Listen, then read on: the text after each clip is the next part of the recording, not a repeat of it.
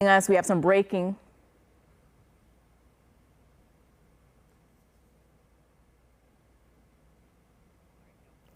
All right, if you're just joining us, we do have breaking news. Doctors with UC Health are giving a very first update on Buffalo Bills safety. Damar Hamlin via Zoom. Let's listen in.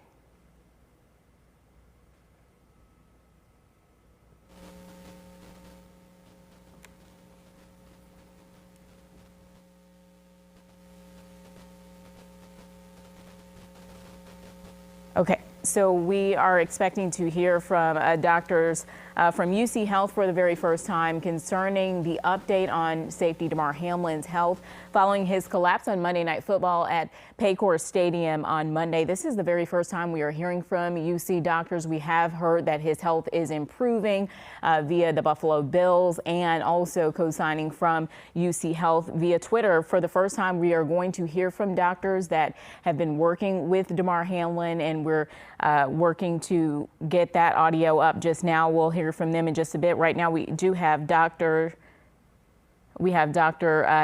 William Knight and also Dr. Timothy Pritt, who will be giving this update.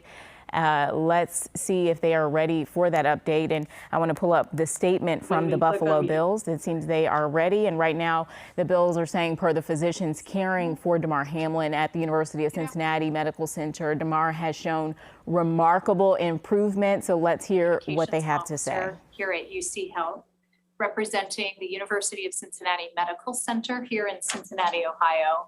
We're delighted to join you today and to be invited by Damar's family and the Buffalo Bills to give you an update on the medical condition of Damar. I'd like to introduce these two incredible physicians that are with us today.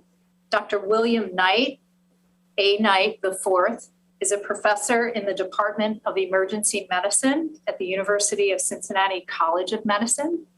Dr. Knight is also the lead physician for the Cincinnati team of unaffiliated neurotrauma consultants, visiting team medical liaisons, and emergency medical services support, including on-field paramedics, airway management physicians, and respiratory therapists. Dr. Timothy Pritt is a trauma surgeon and serves as a professor in the Department of Surgery at the University of Cincinnati College of Medicine and the Division Chief of General Surgery. I'm going to hand our beginning comments over to Dr. Pritt so he can begin to share the current medical condition of Damar Hamlin. Dr. Pritt. Good afternoon, everybody, and greetings from the University of Cincinnati Medical Center. It's our privilege today to meet with you. And Dr. Knight and I are representing the many individuals and teams that have helped care for Mr. Hamlin since the on-field event on Monday night. We would like to share that there has been substantial improvement in his condition over the past 24 hours. We had significant concern about him after the injury and after the event that happened on the field, but he is making substantial progress. As of this morning, he is beginning to awaken, and it appears that his neurological condition and function is intact. We are very proud to report that, very happy for him and for his family and for the Buffalo Bills organization that he is making improvement. He continues to be critically ill and continues to undergo intensive care in our surgical and trauma ICU. He's being cared for by ICU, neurocritical care teams, trauma surgery, and a cardiology team, as well as our expert nurses and respiratory therapists. They are attending to him, and he still has significant progress that he needs to make, but this marks a really good turning point in his ongoing care.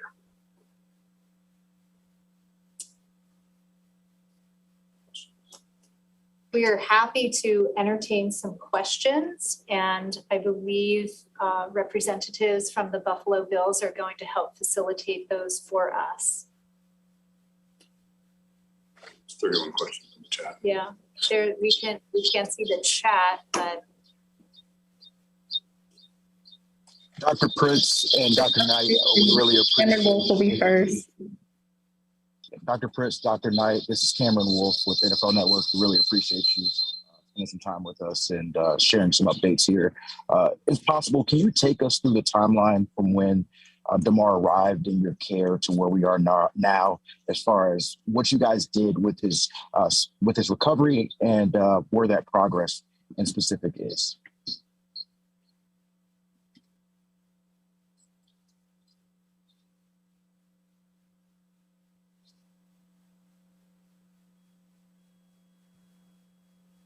Do that with the person who just posed the last question. Did I come through clearly there? No, can you try again? Yes, apologies. First of all, appreciate you, Dr.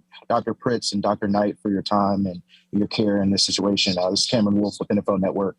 Just wanted to inquire if you can take us through the timeline from when Damar came into your care and to where he is now, as far as what you guys have done to get him to this significant improvement stage. Sure. And thanks for being here today. What I can tell you is that our team involved a significant number of the care team involved in helping with Mr. Hamlin on the field on Monday night.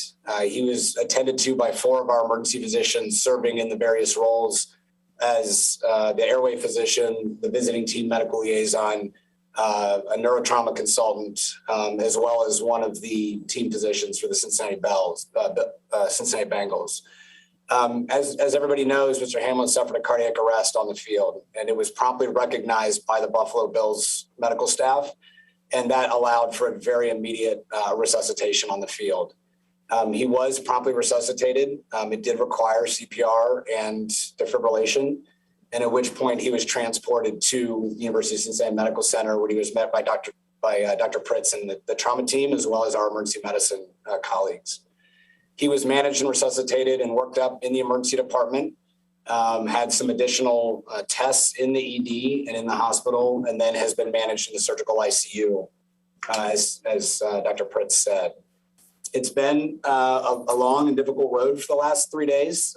He has been very sick and has made a fairly remarkable recovery and improvement, to the point, as Tim noted, he is now demonstrating that sign of good neurologic recovery, as well as overall clinical improvement, as has been previously reported, related to not just his vital signs, but a lot of his other individual organ recovery.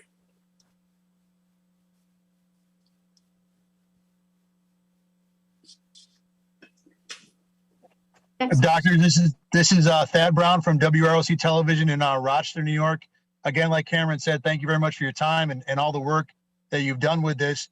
Can you speak at all to the cause of what happened? What caused the cardiac arrest? And I think specifically, was it simply the actions that happened on the field, or was there something existing that, made Mr. Hamlin, something that might be susceptible to this happening? The answer to that is that workup is ongoing, and we do not have definitive answers as to the etiology of the arrest at this time, and that tests will continue to be ongoing as he continues to progress. Thank you very much. Hi, Dr. Knight and Dr. Pritz. This is Matt Bove with WKBW in Buffalo, New York. As everybody has also said, thank you for everything that you guys have done. I know you briefly mentioned it to Cameron's question about what the timeline was like, but can you guys go into a little bit more detail or explain how critical those first moments were on the field to ultimately get him to this point, and what the doctors and the medical staff from the Bills and Bengals were able to accomplish in that period? Sure. I think it just speaks really to the immediate recognition that there was something significantly and seriously wrong by the Bills medical staff.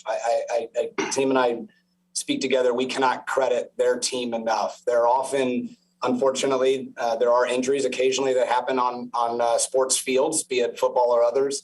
But it is incredibly rare to have something be this serious that happens like that, and to be that quickly recognized. What they did was immediately marshal the emergency action plan, meaning the emergency medicine services. That prompted the airway physician, the emergency physician that was out on the field, to be at his bedside in less than a minute. He had a prompt recognition of loss of pulse, which gave him immediate bystander CPR, which, as many of you know, rarely if ever happens. And so the fact that Mr. Hamlin had immediate bystander CPR in addition to prompt recognition of his arrhythmia to get defibrillated and then back to the return of circulation very quickly, that speaks to that timeline that you were asking about to get the return of spontaneous circulation with immediate bystander CPR that was performed well, all meeting the standard of what we would expect in that scenario is what has led us to be able to discuss these good outcomes today. I will second that. You know, the Bills training staff who was with him immediately recognized that this was not a run-of-the-mill injury and that they had a significant event on their hands and immediately responded and got the emergency response team involved in his care. And really, this went as well as something like this could go under very challenging circumstances. And they did a fantastic job, which is why we're here today. And understanding how complicated of a situation this ultimately is, would it be fair to say that if things would have taken a few extra minutes or maybe even a few extra seconds, there could have been a different outcome here? I think that's fair to say. Yeah. All right. Thank you both for everything that you guys have done and for the time today. This is John Scott from Spectrum News in Buffalo. You mentioned there are signs of neurological intact. What have been those signs that you have seen from him that give you the reasoning to make that assessment? We were in the situation where we wanted to allow him to gradually, wake up as the rest of his body was healing. And last night he was able to emerge and follow commands and even ask who had won the game. And timeline-wise, I'm sure you don't necessarily deal with these events regularly, but how common is it from Monday night to now for that sort of improvement to be made? The answer to that is it's variable. We do manage post-cardiac arrest patients routinely as part of critical care in all of our ICUs, and it's variable, but it speaks to his age, his incredible fitness, and then again, I don't think that we could emphasize enough the immediate medical response. The fact that he had highly trained professionals from the Buffalo Bills, in addition to having paramedics, emergency physicians, respiratory therapists, all right at his bedside in less than a minute from the collapse, that speaks to that ability that demonstrates that he had good perfusion to his brain that led to no identifiable neurologic deficit. Thank you so much. Dr. Pritz, I just want to follow up on something you said, that Damar spoke last night. Can you speak to that? I can clarify. He did not speak. He was able to communicate in writing, and he is unable to speak with us yet, as he still has a breathing tube in, and we're still assisting him with ventilation. So when he was communicating with us last night and then again today, that's been in writing. And, to paraphrase one of our partners, when he asked, did we win? The answer is yes. Damar, you won. You've won the game of life. And that's probably the most important thing out of this. And we really need to keep him at the center of everything else that's going on. And we really want to ensure a good outcome for him. Hi, this is Todd Dykes with WLWT TV here in Cincinnati. And doctors, again, I know so many people are just so grateful for the work that you've done, the work on the field and so forth. I was fascinated. I think so many of us were to learn about the protocols the NFL has in place, the 60-minute meeting and so forth, when the chief medical officer talked about that yesterday. And the question was asked a bit earlier, but I'll circle back. Had there not been one thing in that protocol that would not have been in place, whether it was equipment or might not have worked or a personnel or so forth, what would that one thing have been that could have led to a more, tragic outcome? Because I think we're all realizing that the NFL does a lot of pre-planning for these kinds of situations. I'm just curious to get your take on that. I'm not sure there is one thing. I think that really speaking and emphasizing to that team approach, that if you see those pictures in that video of the congregation of the team, you had Bills professionals, Bengals professionals, independent physicians, but we have all the right equipment. There's all the EMS equipment, airway equipment, advanced cardiac life support equipment. the ability to do CPR, the ability to defibrillate is all there and all spelled out in terms of accessibility. Speaking specifically to our team, we had several of my partners that were teammates, that were partners that were helping to resuscitate Mr. Hamlin. And you have those scenarios where people know each other and they train together. There's not a lot of speaking that needs to happen. They know how to work. They know how to integrate, no different than when Dr. Pritz and I are working in the trauma bay at UC. And that really goes a long way to helping with that in terms of that overall management. But was there one thing, or is there one thing that, if absent, would have led to a poor outcome? I can't say that there was any one thing, because it really is the entire global spectrum of care from the minute he collapsed until the ongoing care he's receiving right now up in the ICU. Thank you.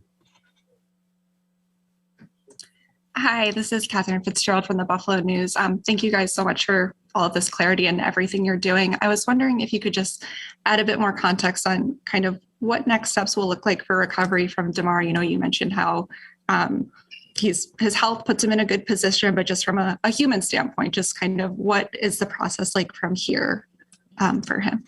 Yeah, from ours, that's a great question. And there are many, many steps still ahead of him. From our standpoint, we would like to see him continue to improve, to be completely breathing on his own, and then to be, ready to be discharged from the hospital. So those are the immediate next steps as we go for his care. His family has been with him at his bedside, as have members of Buffalo Bill organization, really since this all began. And we really want to get him home to them. And so those will be the immediate next steps. And then we'll talk about, potential plans for the future. Yeah.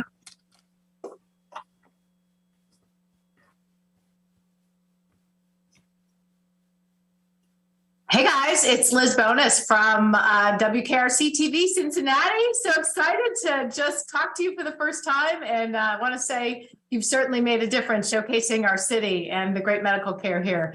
A couple things. I'd heard that he had to be trached on the field. I was wondering if you could comment on that. And that as a result, there may be some lung challenges. And then I also just wondered, kind of from here, what about the physical constraints now? Do you expect him to fully walk and talk and all the rest of that? Sounds like the brain function we were really worried about is good, but what about the rest? Liz, I can answer your first question. He was not trached on the field. He was intubated on the field, had what I would deem a textbook resuscitation on the field from, again, immediate bystander CPR, defibrillation, airway management, and then transport to the hospital. It's critical that we do that resuscitation at the scene of where a cardiac arrest is. That portends the best recovery. There was no trach or airway other than the endotracheal tube that he has.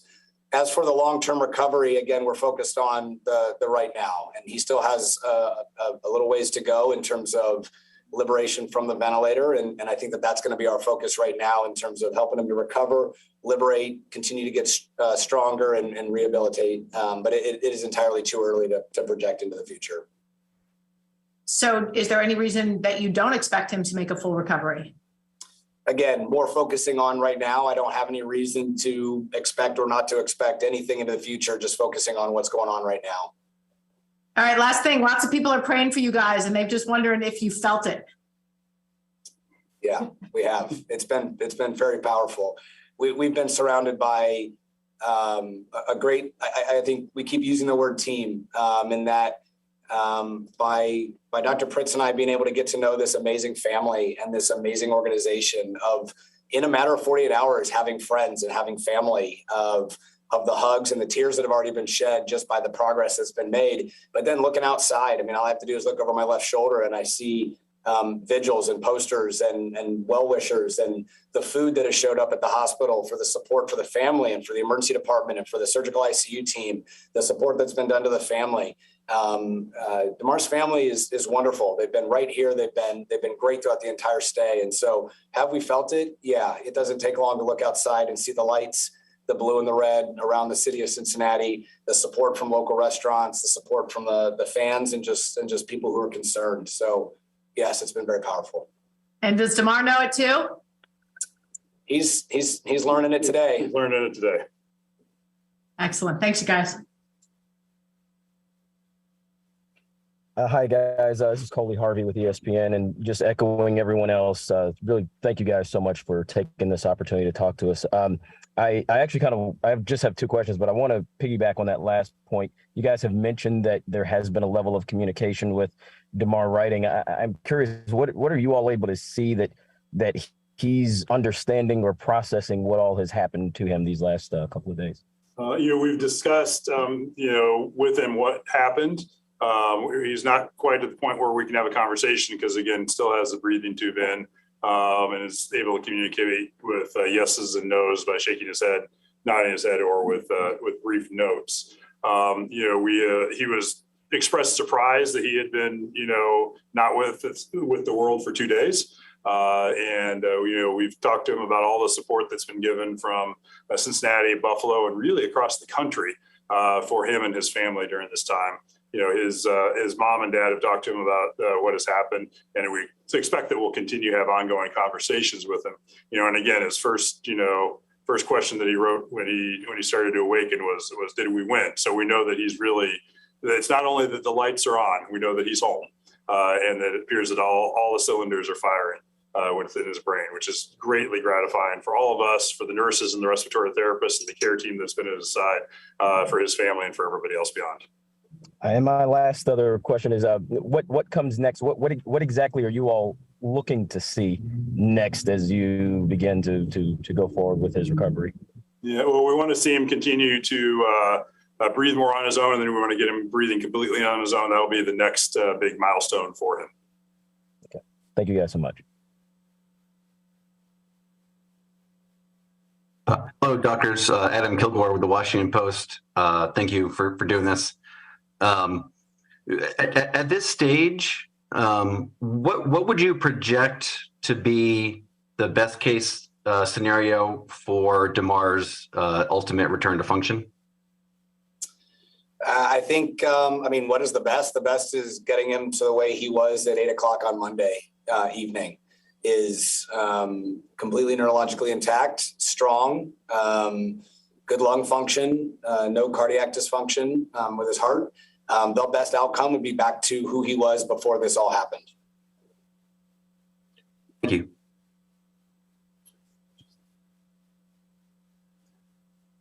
Hi, this is Jacqueline Howard from CNN, and thank you so much for taking my question, and thanks for all of the work that you guys are doing. I do have some questions about just the chain of events and what happened. We're curious, did he have a second resuscitation at the hospital? And then how long was the defibrillator used and the total minutes of CPR? And lastly, can you confirm, is he moving his hands and feet at this time? Thank you. I'll start in reverse. He's moving his hands and feet, and again, appears to be neurologically intact to both our exam and our neurology consultants' exams. So it appears to be doing well. He received one defibrillation and one round of CPR that was on the field. He did not receive second defibrillation or additional CPR once he was in the ambulance or at the hospital.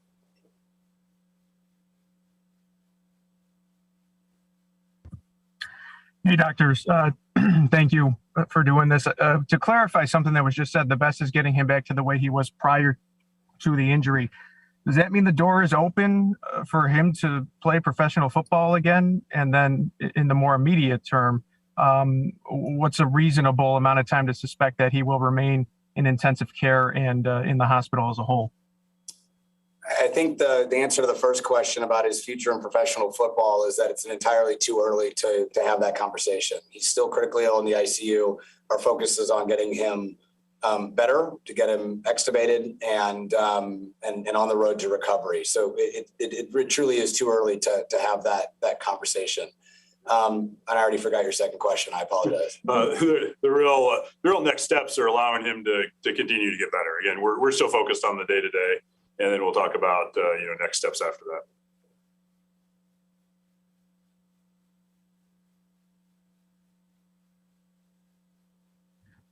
This is Tom Puckett from WBEN News Radio 930 in Buffalo. Doctors, I know you just answered Chris's question about the time frame for Damar Hamlin's return. went through the pro football, but how much post-hospitalization physical therapy and the likes will he need before he gets clearance to return to football? Yeah, that's a very good question. And it's really individualized to each person. And that process of recovery, rehabilitation starts to really engage and involve physical therapists, rehab physicians in terms of what are his needs. He was incredibly sick for 2 days in the ICU, and we would expect that as he continues to recover, we'll see what kind of sequelae there may or may not be from that. A lot of it is just going to be defining what kind of strength may he have from that and recover as we get his nutrition back up to par and his strength back up to par and his rehab and recovery. So it'll be a very individualized, tailored plan that'll become a lot more clear when we're in that phase, which we're still a little ways out from.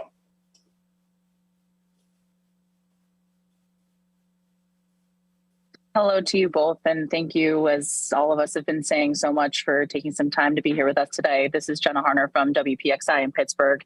You mentioned liberation from the ventilator. What hurdles are still left for Damar to get off that ventilator and hopefully, as I know a lot of us are hoping, to have him get out of the intensive care unit?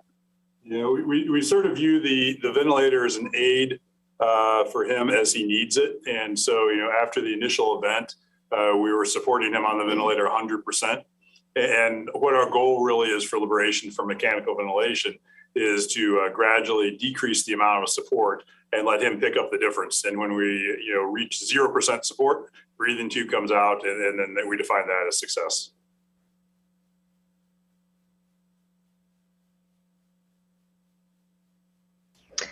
Hi, this is Maura Homan with Today. Thank you again so much for taking the time. There's been a lot of speculation around the fact that Damar's condition might be related to a condition called commotio cordis. I just wanted to see if you guys had any thoughts on that. I know it's a little early to tell at this stage based about the etiology, but if you had any thoughts on whether that might be playing a role, and if so, how that may affect the recovery process. Thank you. For sure. We've similarly heard those same suggestions. And the way that I would answer that question is that condition, commotio cordis, is an incredibly rare event that happens. It's also a diagnosis of exclusion in our world, which basically means we have to rule out many other more common or more deadly or more fixable type conditions before we can settle in on an ultimate diagnosis such as that. And so he has ongoing testing. There'll be tests in the future. And so I guess it would summarize down to it is still too early to say that. Is it on the list of considerations? It is, but he has many other things that we need to work through before a final etiology or cause for this arrest can be definitively defined.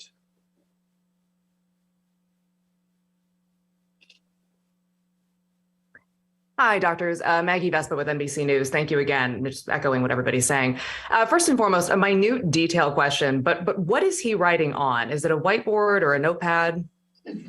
It's high tech. It's a pen and a piece of paper and a clipboard. Oh, wow. Yeah, that's very high tech. Thank you. Okay. The next question, I appreciate your thoughts on next steps and what you'd like to see moving forward. We were wondering, is there a timeline by which you sort of really want to see him breathing on his own? Meaning if you don't get it by that time, it could have consequences. That's a really good question. Every patient is different. And when families ask me, how long do I need to be in the ICU? How long is our family member going to need to be on a ventilator? The answer is as long as it takes and whatever you need. And so, from our standpoint, we'll continue to give him all the support and intensive physician, ICU, and respiratory care that he needs. But our goal is to eventually, be able to peel that all away so that he's doing it all on his own. But the short answer is as long as it takes. There's no threshold in our world beyond which there's damage from the ventilator support itself. But we like to liberate him as soon as possible. I appreciate it. And then can you also, just got a text, say who, if anyone in particular, he was asking that first question to, like maybe who's the first person he talked to when he woke up? But I can't say names, but it was to his bedside nurse last night. Okay, gotcha. And is he holding anyone's hand? We had heard he might be holding family members' hands. Yep, he held many people's hands. Held my hand. He did. His parents have been with him constantly. There's a lot of family members, a lot of support from his family and friends, as well as members of the Buffalo Bills administrative and medical teams that have been really at his bedside throughout, which is admirable in terms of the support that the Bills have shown here. And so, yes, he's held many people's hands. And the Bills organization folks, as well as the family, have been with him constantly. He's interacted with all of them today. And so he's been very interactive with them. Great. Thank you both very much. Hi, good afternoon. Larry Seward with WCPO in Cincinnati. Timeline question. You mentioned the care that happened within a minute of him being down on the field. Can you walk us through the additional timeline of how much time it took to get him from being intubated there on the field to being in the ambulance to being in the emergency department receiving that care there? The on-field resuscitation timeline, that is going to be reviewed and really looked at in depth kind of at a later moment. We like to do a more detailed debrief to really make sure that we can identify exactly what you're talking about for both review and overall quality assurance. In general, it was several minutes on the field before CPR was started, just a couple of minutes before CPR was started, as well as before the defibrillation. He initially had a pulse on the field and then lost it under the nose of the physicians and the team that was with him. And so he had truly immediate bystander CPR, and then a defibrillation happened within several minutes as well. At that point, and that is really textbook for the kind of arrhythmia that he had. And at which point then, while his respirations were being supported, he was moved into the ambulance where he was successfully and quickly intubated and then transferred to the hospital. And so I believe, if I'm not mistaken, he was at the hospital a little after a half hour from when he fell, 45 minutes. I don't have the exact timeline, but again, it was all textbook to what I would expect for the kind of cardiac arrest that he experienced. And again, we can't say enough about the quick actions of the Bills training staff and then the physicians who were on the field with getting to him, recognizing that this was a very serious situation and responding and saving his life. It was really, really outstanding work from all of them. And not just saving his life, but his neurologic functioning. The reason why we're talking about his recovery of neurologic function is the true critical importance of immediate and good and high quality CPR and immediate access to defibrillation.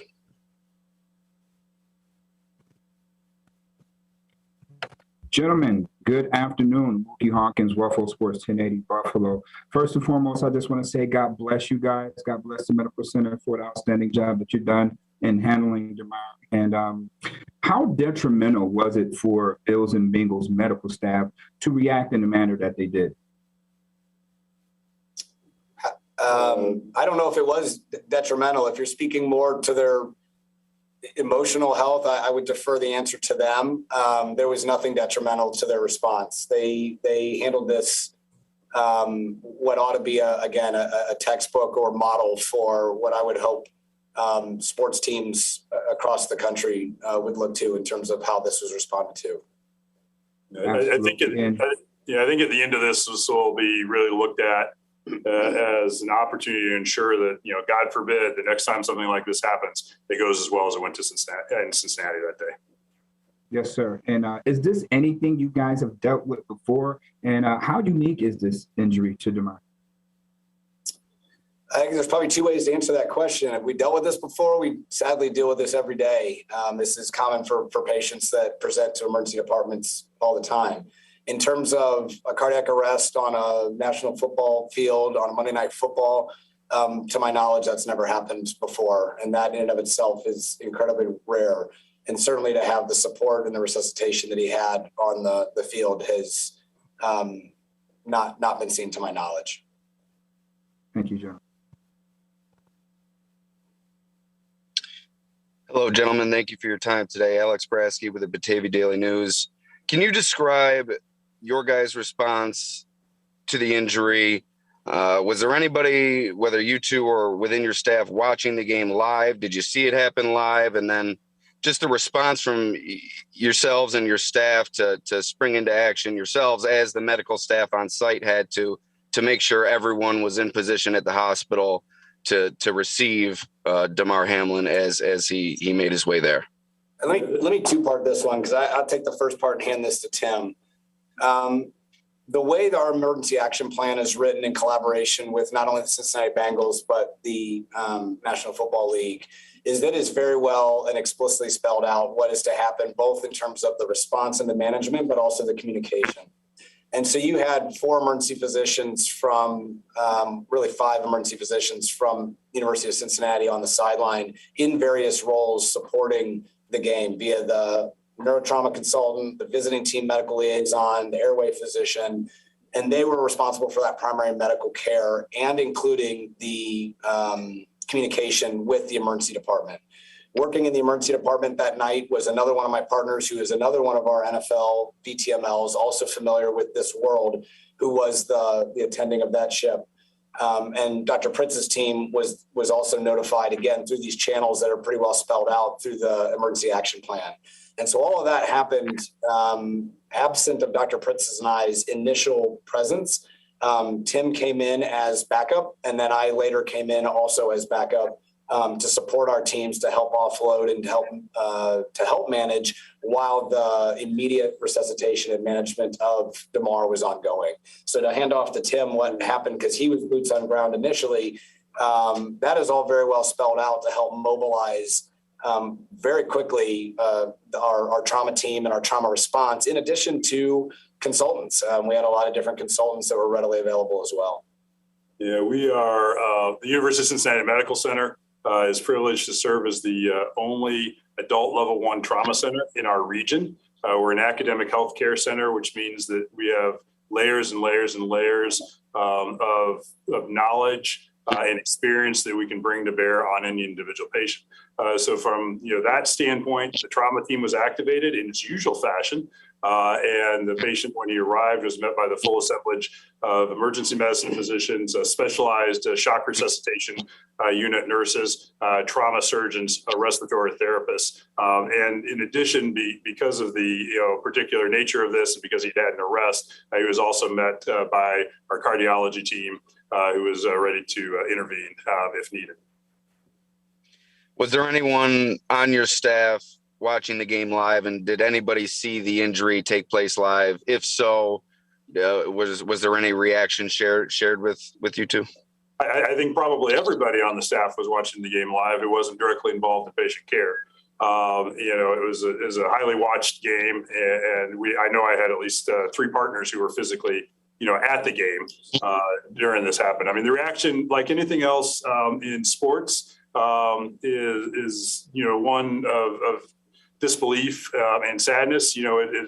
Sports are a wonderful thing. Football is a great game, and you hate to ever have anything happen to the participants in the sport. So we really don't want to see anything like this happen. Thank you for your time and for your service. Hi there, Marshall Kramsky, WCPO 9 in Cincinnati. 2 quick questions for you.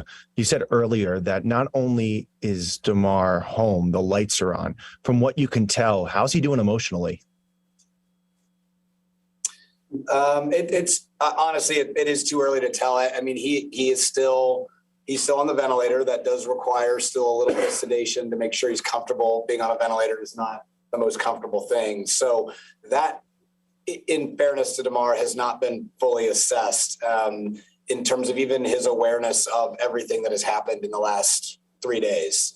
That will come more as we have better assessment. When we talk about neurologically intact, it's a very gross term of big motor movements and following commands. When we talk about the finer things that make us human, cognition, emotion, speech, language, et cetera, we're looking forward to learning more about that soon.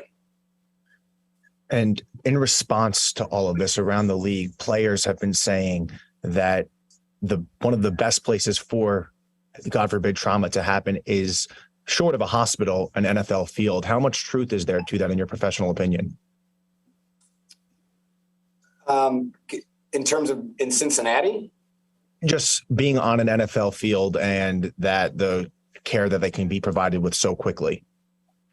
Well, I mean, the biggest thing that happens on an NFL field is that each team has each sports team has an entire team of not only athletic trainers and assistant athletic trainers, but also team physicians. There's a wide breadth of experience that ranges everything from sports medicine, orthopedic surgery, emergency medicine, primary care. Teams have ophthalmologists, neurosurgeons. There's a wide range of different supports that different teams have.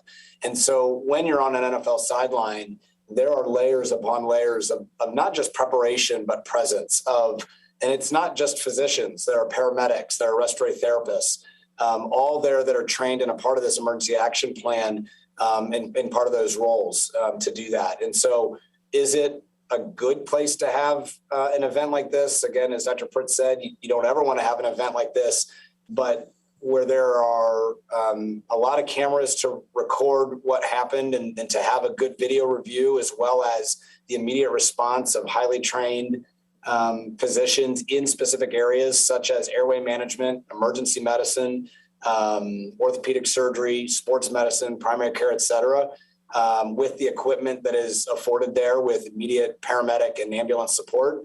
It gives us a lot of opportunity to do things at the scene that you may not have at a grocery store or a mall, that you are bringing that expertise to that versus it already being there. Thank you. And thanks for updating us on all that you've done.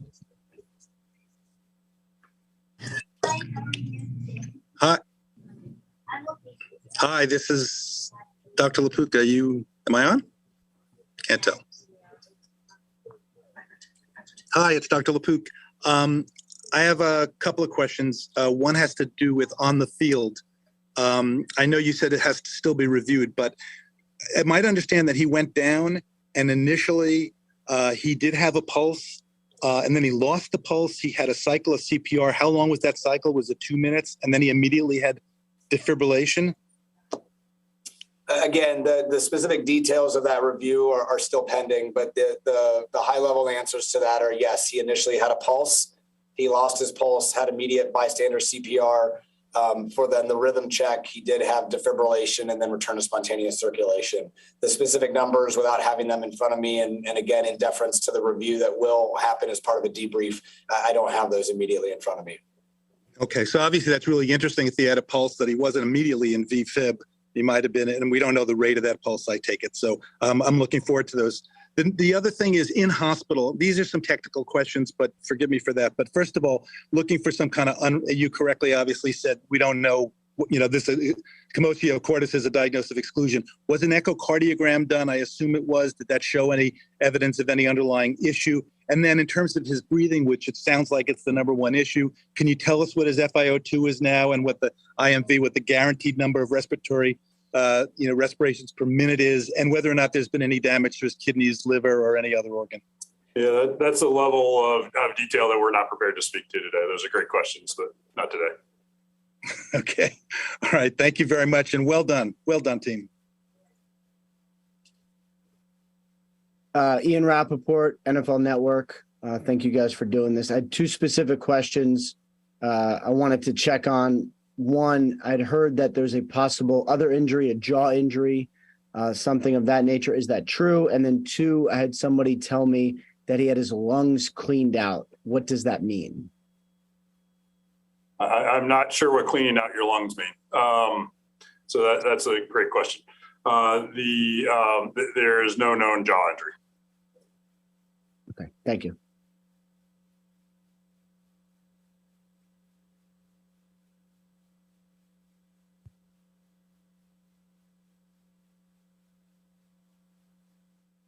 Next question. Sorry, guys, you got me. Sal Capaccio here from WGR Radio in Buffalo. My apologies.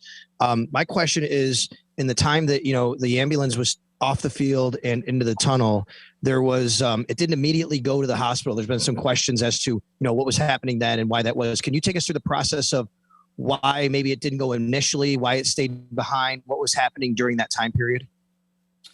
The level of detail to that, I don't have that immediate information that is similarly going to be part of the debrief. There was a portion, again, of the ongoing resuscitation in the ambulance, and whether that was part of on the field or in the tunnel, of both helping to get preparing for his airway management, which again occurred in the ambulance, again, managing his oxygen saturations to get him optimized, to then intubate him and then transport him to the hospital. outside of that particular process, I don't have any additional information. And again, a lot of those specific details are going to be part of the debrief. Okay, thank you. Pat Freeman from the Buffalo Criterion newspaper. How are you today? Good, thank you. My question was, looking at the replay, DeMar seemed to hit his head pretty hard on the turf. Was there any signs of concussion or head trauma to him? Yeah, what we can tell you now that his neurological function, appears to be intact at present. So did he hurt his head any? Do you know? The two ways to answer that is that he does not have any physical or radiographic signs of head trauma. Concussion is a clinical diagnosis, and since he has been intubated and largely sedated throughout his course, we have not had the ability to do what we would ordinarily do to evaluate and test for a concussion. All right. Thank you very much.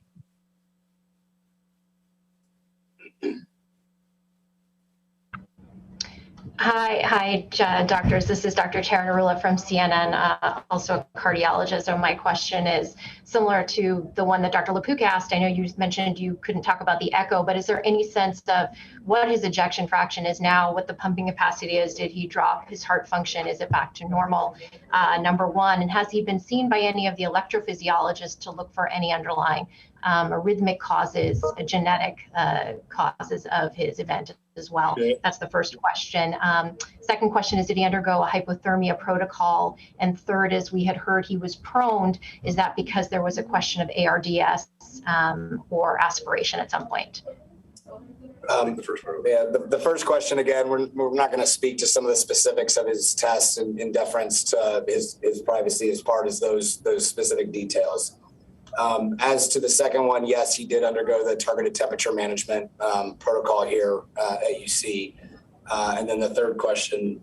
Yeah, so he did demonstrate evidence of ARDS or acute respiratory distress syndrome, and that was the etiology of the proning. Mm-hmm. And as far as being worked up for electrical abnormalities, I imagine the whole cardiology team, including an EP, is seeing him as well. Again, his workup of his cardiac is ongoing, and there are going to be additional tests in the future. Thank you. We're going to take two more questions and then close. Doctors Cameron Wolf with NFL Network. I heard you mention ARDS. Can you elaborate for us lay people about what that is and maybe where he is in respect to his lung capacity or any damage there? Yeah, that's a great question. So that's an acute inflammatory response that occurs in the lungs after a wide variety of events, and it causes the lungs not to be able to exchange gases, and you can't breathe as well as normal. From the standpoint of long-term issues, that all remains to be seen. His lung function is improving, as was noted in the press yesterday, and we hope that it continues to improve. Thank you. And brief follow-up there. I know you mentioned he's still in critical condition. Is there a process of what he needs to do to upgrade to stable condition? As long as what we would like to see before we upgrade him to stable condition, would be breathing tube out and continuing to improve both from a neurologic and a respiratory standpoint. Thank you. Appreciate you guys. Last question, please.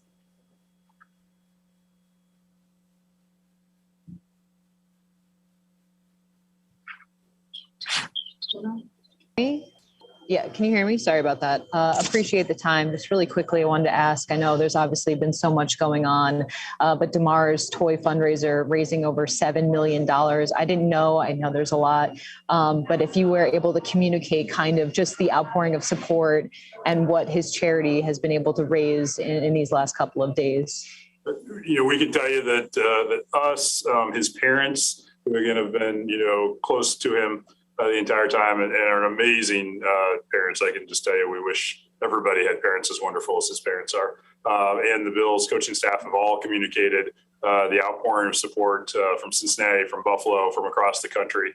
We've related that there's going to be a lot of toys for him to buy when he recovers from all of this, and we're all looking forward to that. But really, the support, and his parents feel the support, the team feels the support, and everybody in the ICU and in the medical center feel the support. So we appreciate all that.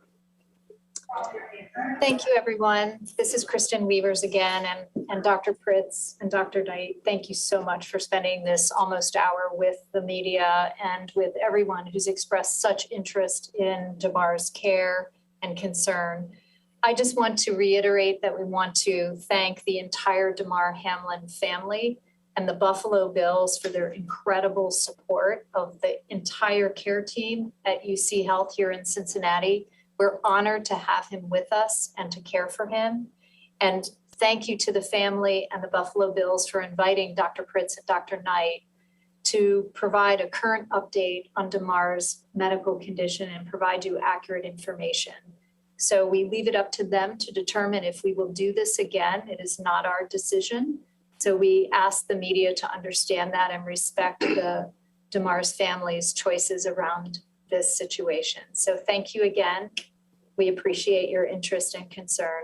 And thank you to the nation who has provided such an outpouring of sincere gratitude and support, not only for Damar, his family, the Bills, the Bengals have been incredible in our community. So thank you very